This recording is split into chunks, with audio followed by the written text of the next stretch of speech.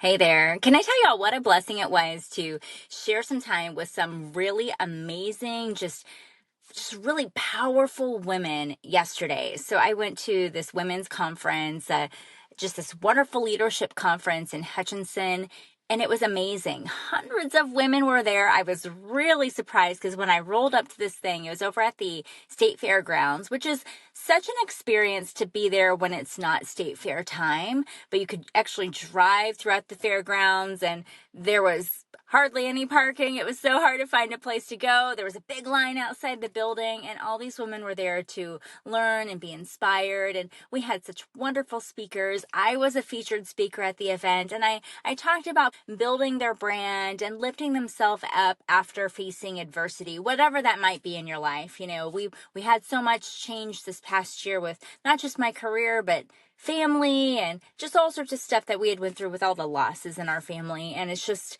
those are tough times to navigate. And sometimes you feel very isolated and alone.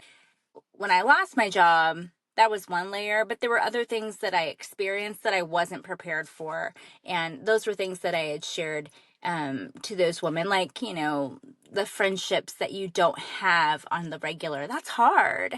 But I think there are things that you can build up from there.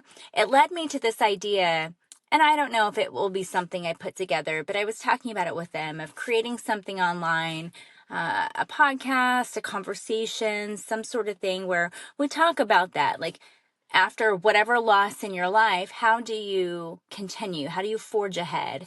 And I think there could be something there. I don't know. I'm not a counselor or a psychologist. I'm just a person who went through an experience that actually is very common.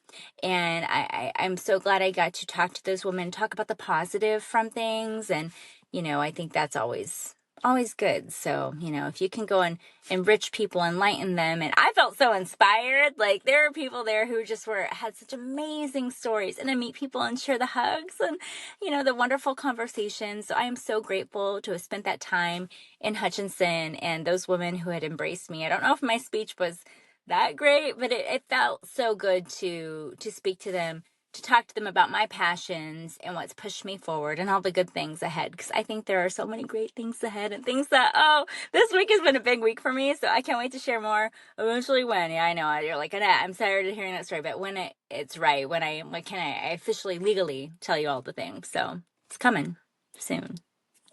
Have a great day.